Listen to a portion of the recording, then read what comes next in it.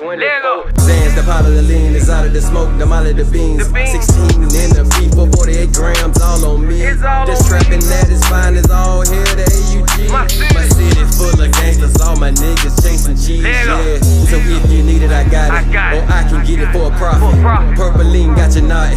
Blue strips in my pocket. So today on NewbieVeT, got a special guest.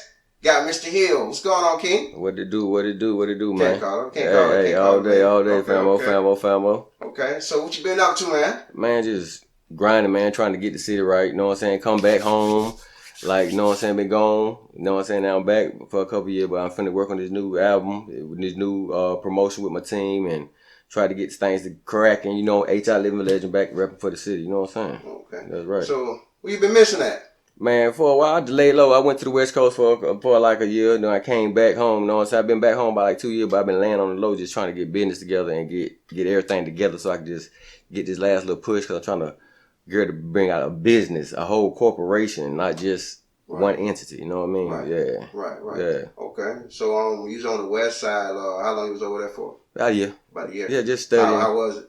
Loved it. Loved it. Loved it, man. So it was like it was everything the rappers talk about? Hey, it's everything rappers talk about. But at the same time, it's like I say, as long as you got good people out there. Because one thing about it, you can get caught in some strange areas if you ain't fucking around the right way, and you don't want to do that. Yeah. Okay. But I fuck around with some good people out there, and I had a great time. Yeah. Okay, that's what's up, man. That's what's up. So what all you learned out there? Man, I just learned my networking, man. To reevaluate yourself and going into a new lane. You know what I'm saying? Because going into different cities and states, not even just that, a whole nother time zone, you got to feel how these people feel. You got to know what these people think just to even get along with these people or try to, if you bring in your vibe and try to do what you do up there, you got to be able to get in with them before you try to fit in, before they fit in with you, because you in their territory. So that's exactly what it was, just taking my mind frame and being able to fit in, you know what I'm saying, which I already do, but just learning a new system of not being comfortable. Right. Yeah. So you can tell the difference between the time zones and basically the way that the world is moving. Like if you in the West and then you come back to Augusta, it's a lot slower. It's a lot slower. Like I say, when you can go outside, just walk out your door and just go in the store and just get whatever you want, like smoke, whatever, you know what I'm saying? You just right there on the corner, like it's literally a liquor store we got here, just like liquor stores over, just like corner stores everywhere. Just walk in and do what you got to do. So, yeah, I love it. Okay, cool. So, for a lot of those who might not know you, know what I'm saying? Right. Might not know you, because I know a lot of people know you. That's But right. For those that might not know you, you've been doing it for a while. That's right. For a while. That's right. Traveling, touring, music, yes, the whole nine. Yes, repping for the city. Okay. Yeah, what's the little resume you got? All right. Mr. Hill, H.I. Living Legend, Basin Street 1. Most of y'all know me, but the ones who don't know me, my resume start back from franchise I Salute Records, the original franchise boys, Millionaires Players, VA, VTech, you know, Wolf, Martin Buck Flowers, you know what I'm saying, the whole VA. And as time go on, you know, I had Wolf Pass. I was with the League of Soldiers, me and my boy Maniac. And then, you know, we formed with VTech, did Millionaires Players after Wolf Pass. So, you know, we came from that whole culture. And as time went on, y'all also know me and VTech came out with the couple more hits, Gangsta Summer, y'all playing around here, and from all that, we spurned the hit 25 Ambulance, which was featured on Cujo Goodies from the Goodie Mob's album, Mercury. You know me from being just doing a lot of stuff, writing for a lot of different people, just hanging around with a lot of OGs in the game, you know what I'm saying? OG my damn self now, so resume go on and on and on. But been here for a long time. So, being around the Goodie Mob, man, what was that experience about? Man, learning. Like, went from one day listening to their album, till like 2 months later, like, damn, these my boys. What? Like, you know what I'm saying? Like, it went from like that, and then it was basically, we should be around mostly Cujo Goodie. T-Mo used to be Cujo and T-Mo. And Gilp and CeeLo used to be around a little bit because they used to be always on the road. But mostly it was T-Mo, and all the time it was Cujo. Cujo came down here, ate at my grandma's house, We used to travel on the road. We got a whole DVD on the internet. Y'all go look it up. Millionaires Players, 25 Ambulance DVD. I was on there. Y'all look at it. It's like a whole bunch of stuff. You know what I'm saying? But he just taught us just like the whole game he took us from an underground market to another game to show us how you can make money always. Like always. Right. Like no matter what. Like we on this album, we keep spinning. We always gonna make something. And that's the gift he gave us for just being around with him. Cause we met him when he first lost his leg, and he took us under his wing. Yeah. So that was a while back. Yeah, man. Yeah, I've been with him. Yeah, that's wild, man. Yeah. So so from being down here in Augusta, working with some of the OGs in Augusta. Yeah. What are some of the OGs you work with in Augusta? Shit. Right now I'm working with GU, Gutta University, my boy Ed Spades, you know what I'm saying, legendary producer. I work with, like I said, I work with Buck Teeth, legendary producer. I work with did stuff with Trilla. I'm not saying we did a lot of songs, but Trilla, we chopped up plenty of time, like just OG shit on business. 706 hits. Probably, man, it's so many people. It's just like I don't want to leave nobody because like I don't work with probably everybody in the game. Like shout out to all of them, but I don't work with mostly everybody in the game. You know what I'm saying? And I haven't had no problem with nobody. Like I said, I fucks with everybody. Everybody fucks with me. Man, if I did have a problem, we got it straight and it did what it is. You know what I'm saying? Because that's how OGs handle shit. You know what I'm saying? Right. That's right. Right. That's what's up, man. Yeah. So for someone young that's coming up in the game. Yeah.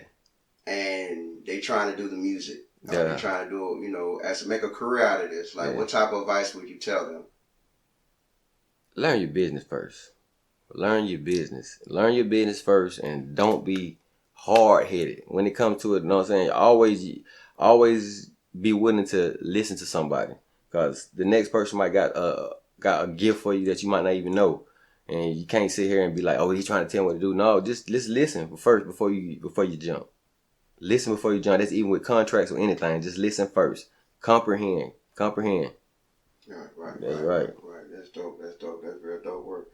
So, what are some of the new projects that you're working on now? Right now, basically, I'm working with this Basin Street 1 project. You know what I'm saying? That represent everybody. Know that's from the hilltop. That's from my grandma street, Basin Street, the dead end where everything went down. Cookouts, came up with hits. Shout out my cousin V-Tech, or we say the dead end where it was at. You know what I'm saying? That's the Bay Street 1. That's a new project I'm working on. I'm working on another Gutta University project with my boy Ed Spades. And I'm working on another project with my boy Sean Sykes. You know what I'm saying? They call him Fat Chico, a.k.a. Fat Chico. That's what y'all call him. Fat Chico. That's right. Yeah, man. Yeah, I'm supposed to do an interview with Fat Chico. Yeah, that's another one of the G. Me and him linked up. Me and him got an album we did. We just put out an album. Matter of fact, it's doing great around the world. Y'all can check that out. Loving my residuals over there. Yeah, FAM Forever After Money. Okay. How many tracks on it? 16. 16. Oh, y'all boys got a lot to say on this one. Like, no, matter of fact, take that back. It's 14 on that 14 on that one. Yeah, but like, I usually just like put out albums. It's gonna be like 15, 16 songs. Yeah. Especially we got a lot to say. Yeah, it's a lot to say. Cause I get in there and make a lot of songs, man. Right. When we record. Right. But next big project, like I said, I'm working with Fat Chico. Fat Chico, my dog, me and him being dog. That's my family. When I say my dog, that's another one of my family. You know what I'm saying? Me and him got a couple projects we put out, but we got a whole list of projects we putting out behind the scenes. And we looking for somebody, we look for a little young artist too, man. Like, it ain't just about it. We looking for somebody else we can work with and we can get ready to kick up too, besides that's really ready to do this too. Right. Yeah. Right. That's what's up, man. That's what's up.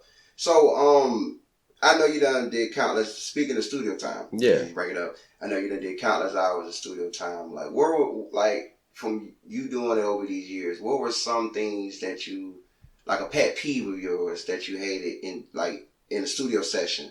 Whether it's too much outside noise, what were some things that, like, for your studio session to record, that was a no-no. What's your comfort zone? Like, how do you like your session to be? I like first off, I ain't gonna say my session is, I do like people in my session, but I don't like a lot of people in my session. Okay. Like say for instance, I want my main people that they're gonna be like, okay, this is what we like, this is what we hear, boom, boom, boom.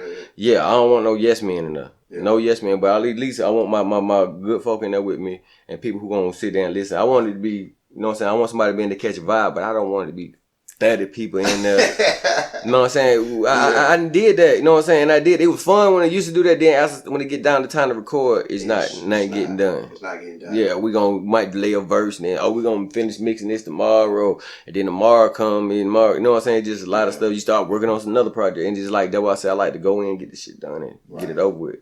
Right. And basically still part of have a good time, but at the same time you can't have work at the same time. Yeah. Right. A lot of people can't do that with being in the studio. I know it's a lot more celebration than actually recording. Like they celebrating a hit record before it becomes a hit record already. That's what they giving it a yes before it is. Like song might sound good right then because you high and feeling good, but then when you get out there, is it that hit? It's a difference. Is it that hit? That's true. Is it that hit? That's true. Yeah. That's true. Yeah. That's real. That's real. Yeah, definitely. That's real.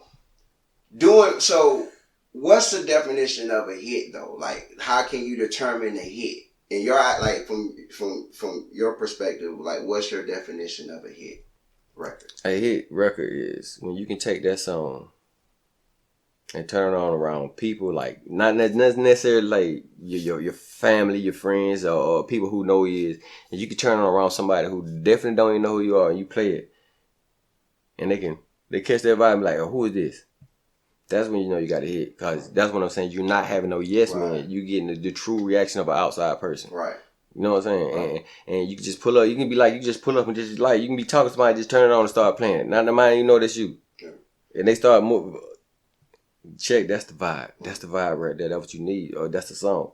Or if the song you played and you thought was a hit and everybody was like, it's okay, man. You rapping, but it's okay. Yeah. That ain't it. So what opinion, there's another question I ask artists. What opinion matters the most to an artist, you feel, as an artist, just in general? What opinion matter most? Their criticism from the family, friend side, or just an outside stranger? Which one value the most to you? It's a shaky ground with that one. Yeah. Because if you got real family who like I say, if you got family who really gonna be down with you, they gonna let you know, bro, I like this song, bro, I ain't fucking with this song. Yeah. But then you got the outsiders who come around, they might just be natural haters. Just because they might not even know you, and they be like, they ain't gonna give you a chance. But at the same time, you just gotta win them over. Like I said, you might just by just playing it without them even knowing it's you. That's how I'm saying. That's how I say it's kind of cool, because you let them just not even know it's you. You got them. But for me, it's the motion of the person. The criticism what nobody say, because somebody gonna like it, somebody ain't gonna like it, because some fact is I got friends who don't like a lot of the music I like, but I like that. You know, I think it's tight, but they don't like it because of their personal reasons. So it's just what it is. Right. Yeah. Yeah. So with all the talent in Augusta, from directors, videographers, photographers, rappers, musicians, just the whole models, the whole nine. Why are we not like talked about heavy? Ooh, Augusta not talked about heavy because Augusta is actually in the industry. So when I say in the industry, it's like so many people from Augusta manage, make beats, run record labels. That's all in Atlanta, all that, but not necessarily bring it home, because when they try to be here at home, a lot of times, I hate to say this, people here don't. If when you make it, people don't really support you like that. And that's the whole thing, is support.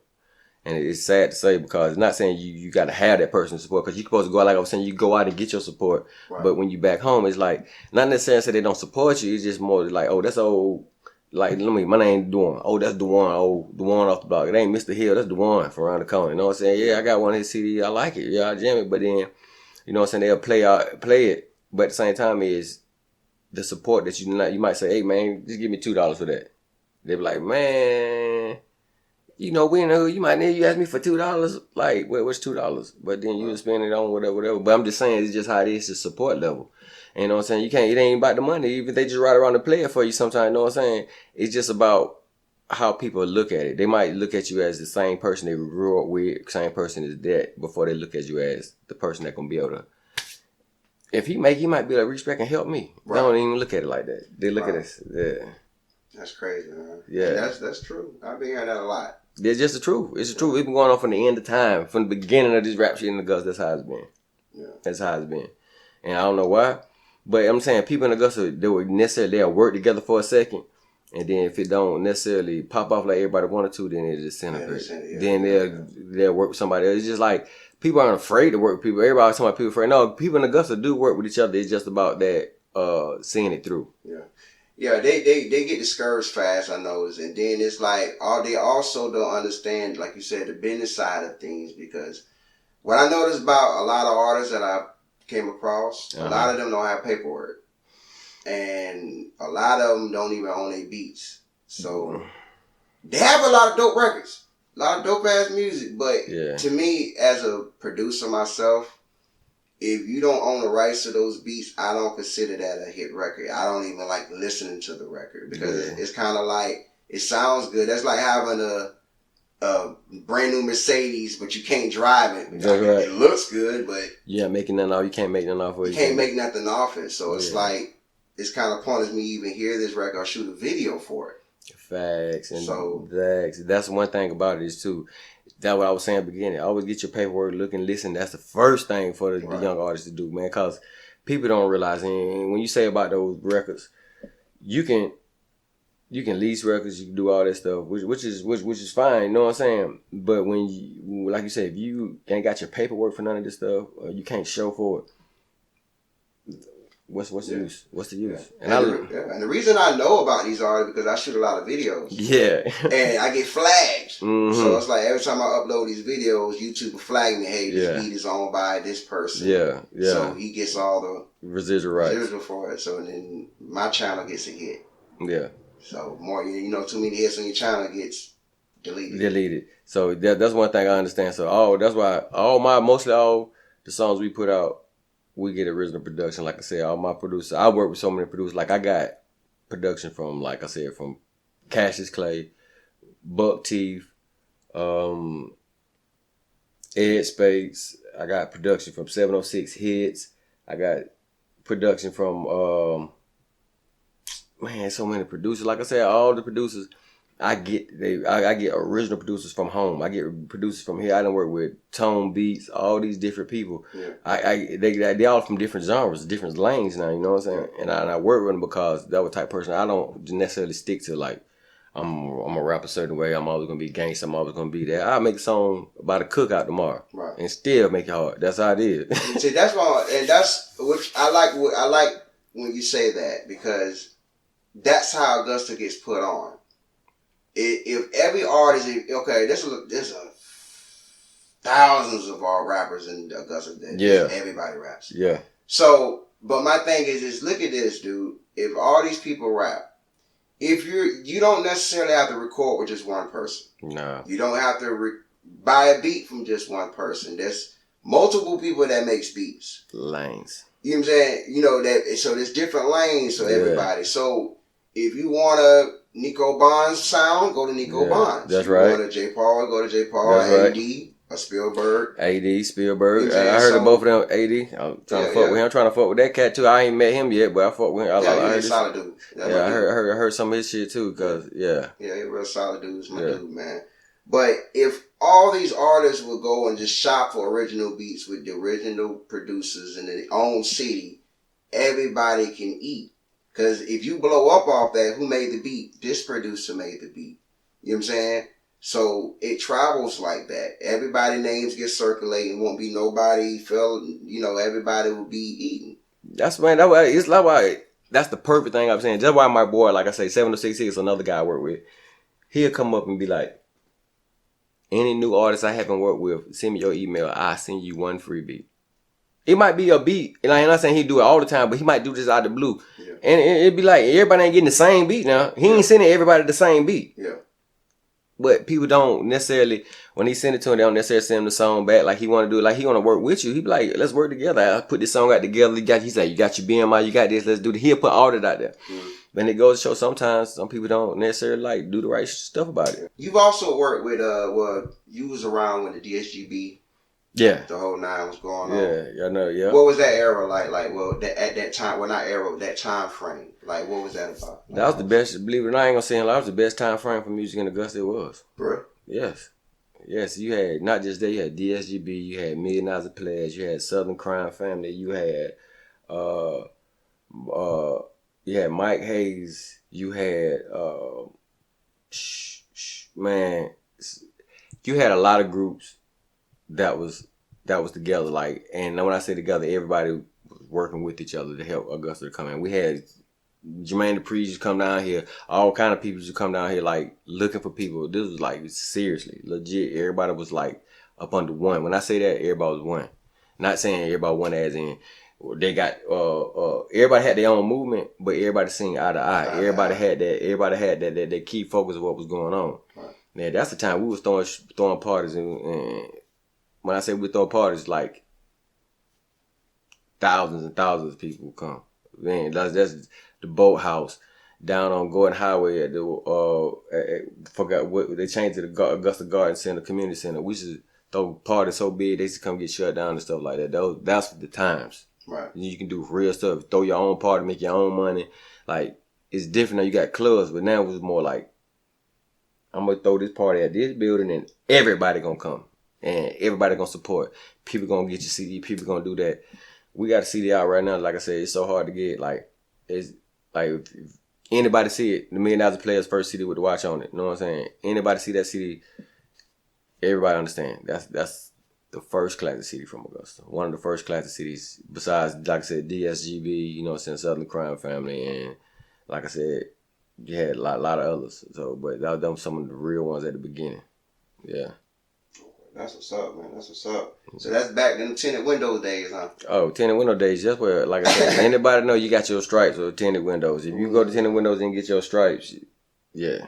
And I had, like I said, then we had a couple songs back in tinted windows days, like I said, 25 Ambulance. That's the name of it. Because it's going to be 25 Ambulances when that song went off. Everybody was getting knocked out. People was fighting, started stuff, everything. Yeah. Dang. Classic. Forever gonna be a classic. So that's during the days where they ain't shooting, they was just fighting.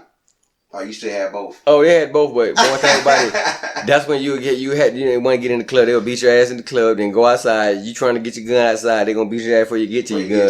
Yeah, so beat your worse because you're going to get the gun. Man, yeah, bro. Them the days though. That's when the days, like I said, I got Hill on one arm and OWTT on the other, man. That's when I was, like I said, cause Barton Village, OWTT, O-Dub. Hey, when I was coming up, I was mostly running over there. It was wow. Everybody going to the club fighting. When I went to Hill, we go there. Niggas in that fighting, so I was with both sides. But why do Augusta? It's not just Augusta. This is everywhere, really. Why do people? I know you done it plenty of times. What is the mindset for that? Like to go to the club to fight. Like go to the club to fight. Like, just fuck up everybody else's night. Like, why? Yeah, but I'll tell you something. Back then, it was because it was like everybody had their hoods. It was more of a hood. Wasn't no gang shit then. Yeah. It was like, it might have been gangs, but niggas was like, my hood. My hood. Right? My hood. So, if you go in there, it's my hood. It's like, I don't give a damn if Tito and Mike just got to fighting last night. If they go in that club together and they from the same hood and the other people start fighting, that's what it is. The whole mind state is everybody was on so much of everybody was on high anxiety level because everybody coming in thinking like, okay, when they gonna play the song about your hood, I'm gonna rep my hood, I'm gonna show my hood is the hardest. Everybody want to show their hood was the hardest.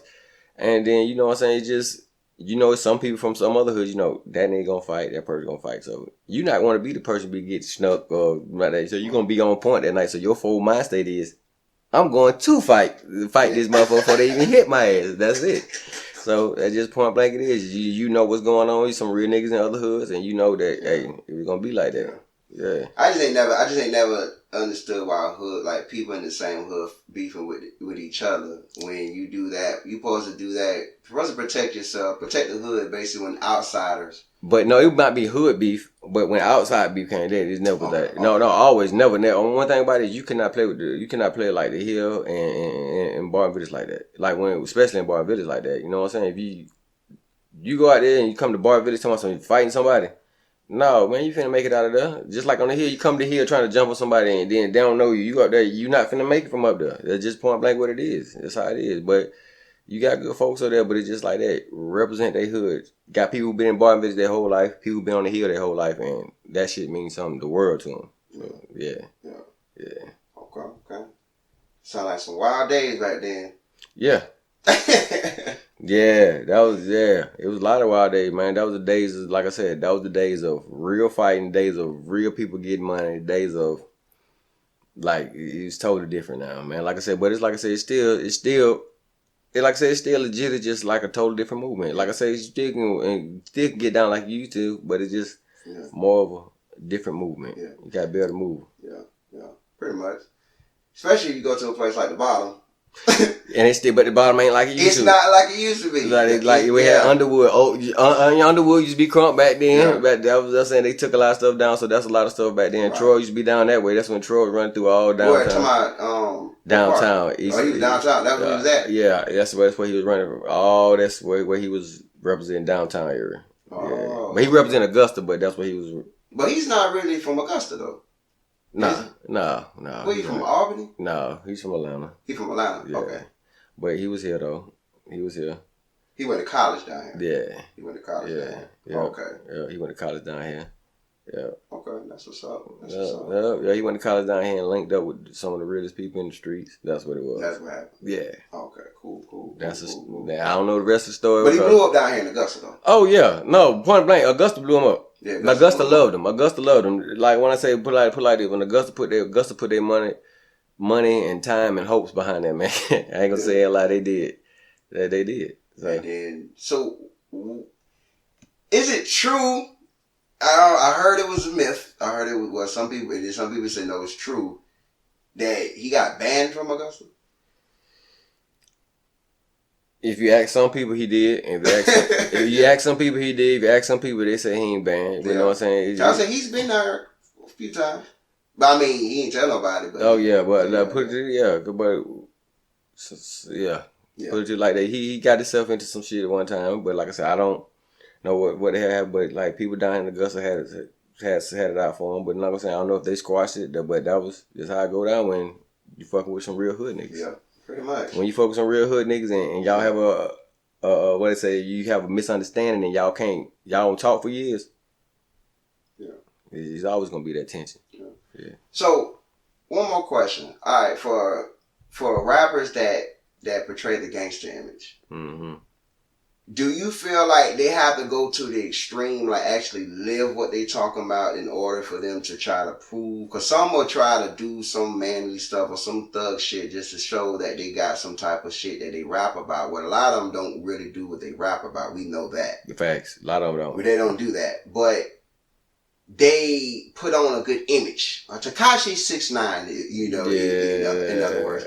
But do you feel like if you want to be a gangster rapper, do you have to hang around thugs and killers and stuff just to get it certified from them? Nah, you know one thing about it is not about being certified, but then if you are a gangster or a thug, you're gonna be certified coming up through your life from the hood, from where people know you from. Right. They gonna know you. Ain't no way that all of a sudden you soft as hell at 21, then 22 you beating every not unless you start boxing and shit. You know what I'm saying? Nah, it's not no way. You know what I'm saying? People know you for who you are. You know what I'm saying? People know if you a real nigga, you done fought, you done been here, you done had this, and people know you. People know your track record. Right. You know what I'm saying? But when it get down to it, those type of people be like, they getting accepted from people outside of their home. They're not getting accepted from the people in their hood. Not unless they going to the hood and they getting extorted, paying them niggas off. You know what I'm saying? Right. Paying niggas off who they was with. But it's the same fact is, it's not no way you can do that. Where you can just switch on and off switch. There's not no game. You know what I'm saying? Ain't no games on and off switch. Right. You know what I'm saying? You might got some dudes who quiet. And that's the difference. Who quiet to themselves and you don't fuck with them. And that's the difference. Like, okay, that dude to himself don't fuck with him. We know he'll do some shit because when you see it, when you say something or do something, this nigga on go off the rip. Like, damn, he was quiet at first. I thought he wasn't that, but that's how it is. Yeah, quiet nigga be ready to go at it, boy. Yeah, and that's the difference between that. So some of them niggas out there, they just got the loud switch. Oh yeah, they're just a loudspeaker. Yeah, just screaming. You got that number of wires behind that motherfucker when you put. That's it. Once you unplug them, ain't nothing with them niggas. That's exactly what it is. That's true. Ain't no power behind them. That's true, man. So, man, before we fall out on NewbieVeT, man, so how can they get in contact with you on social media? Hey, man, you can get in contact with me on Facebook at HI Living Legend. You know what I'm saying? HI Living Legend Hill. And then you can go on Instagram. You can find me at Basin Street 1. Basin Street 1 or anywhere. Just look for Basin Street 1. BASIN. You know, Street and 1. JUAN. Okay. All right, bad. Any love you want to shout out? Yeah, man. I'm going to shout out Gutta family. Shout out my boy Fat Chico. Shout out $1 Million Players. VA Buck Teeth. My boy Maniac. And you know what I'm saying? Everybody that been rocking with the movement. You know what I'm saying? This how I go. Rah.